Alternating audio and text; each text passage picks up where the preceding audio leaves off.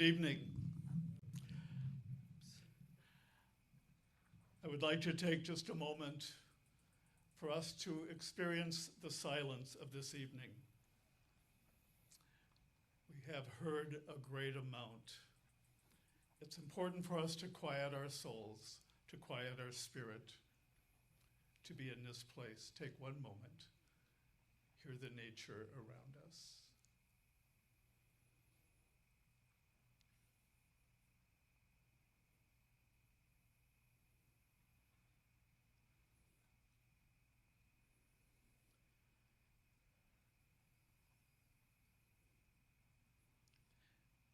As my friend and colleague, Rabbi Ariel, has reminded us that this burden is too much for any one of us to carry.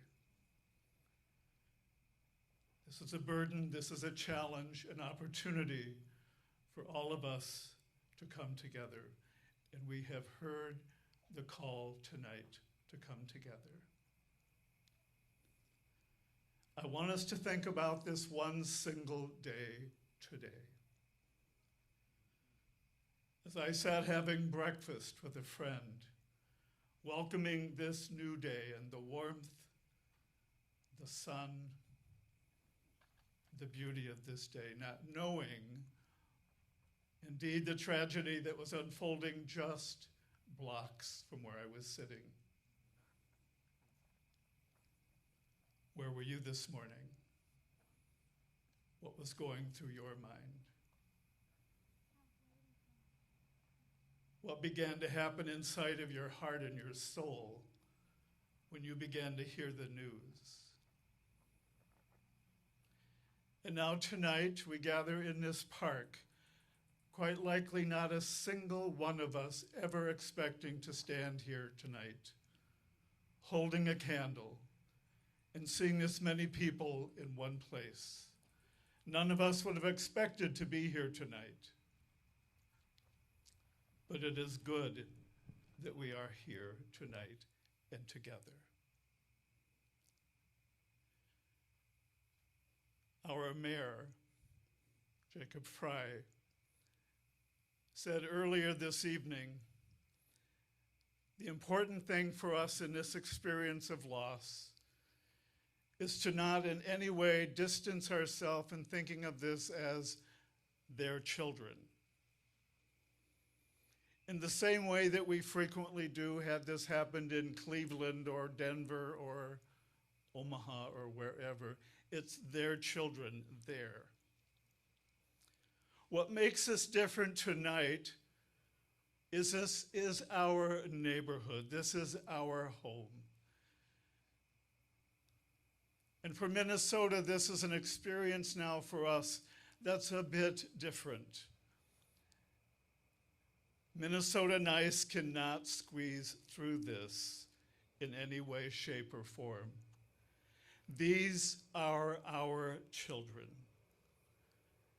In order for us to grieve, in order to heal, in order for us to be empowered to bring about all the good things that we have indeed been challenged to do, and all of the right things that are calling for our attention and have called for our attention for a very long time.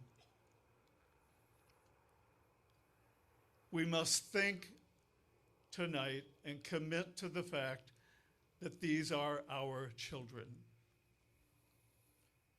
I've had the privilege of journeying in Africa for the last 25 years. I'm the proud father of thousands of children in the townships and in rural Africa. I stand here as a proud parent of 25 years, knowing the experience and the challenge of the children of Africa, and how we as Americans like to think that's their children, that's their world.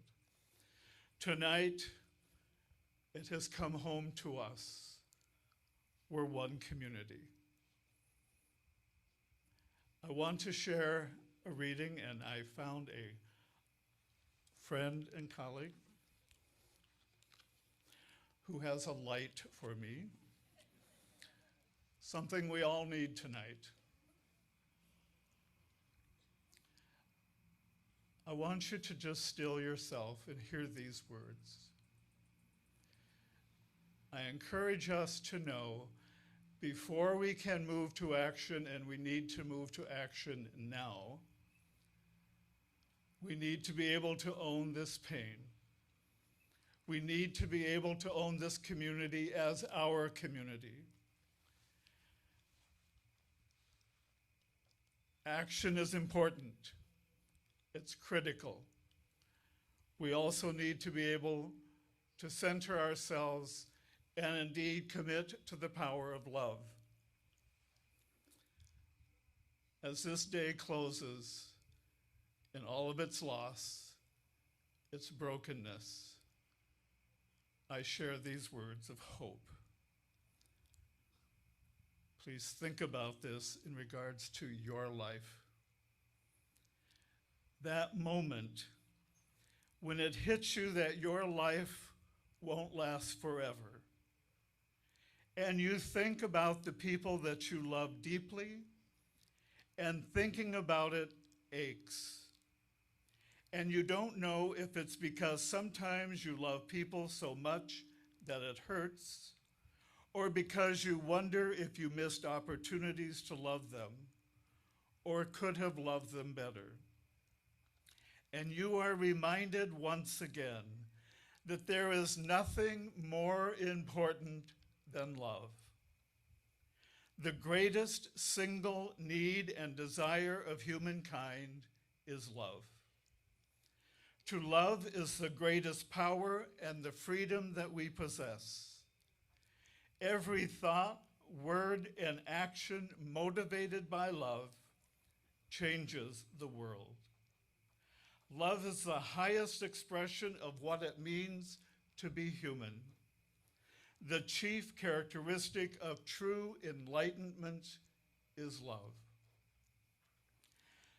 The best I know to say is don't leave love undone. There may be things that you don't accomplish, attain, or achieve in this world, but don't let shrinking back from love be one of them. If you're fortunate, you discover that love is the only thing that really matters. Love heals everything, and love is all there is. On your way out of this world, you'll look back and see it was always about that. It was always about love. The rabbi had us all singing.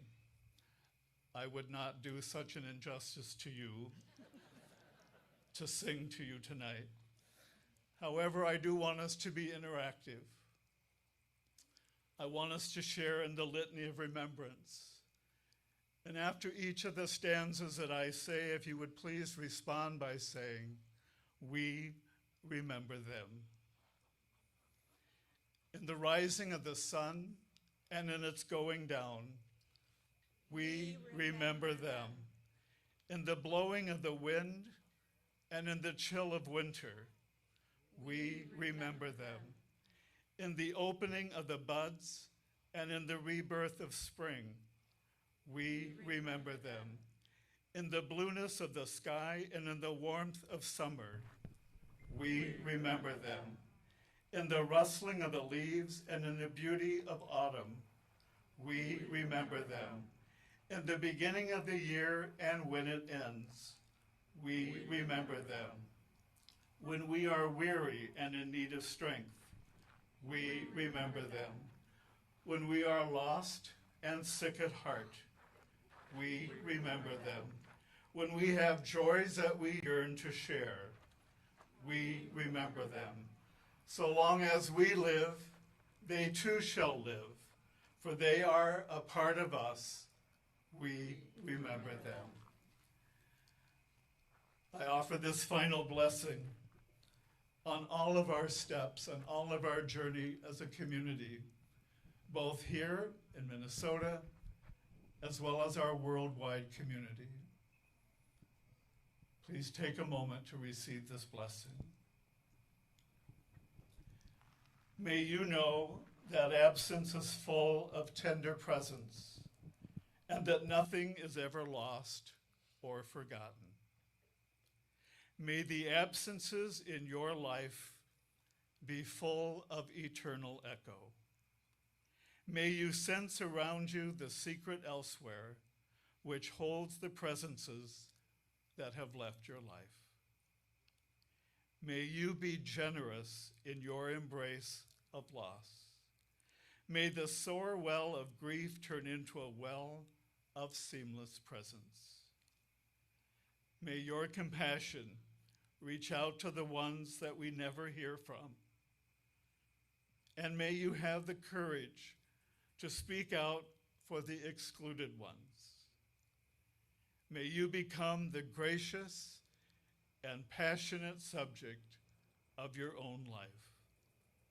May you not disrespect your mystery through brittle words or false belonging. May you be embraced by God, in whom dawn and twilight are one. And may your belonging inhabit its deepest dreams within the shelter of the great belonging. May God bless our children. May God bless our neighborhood, our city, and the world community that we are all called to be a part of and to bring justice and peace. And I ask that blessing in the name of the Creator, the Redeemer, and the one that sanctifies us in love. Amen. Get some rest. Get some rest.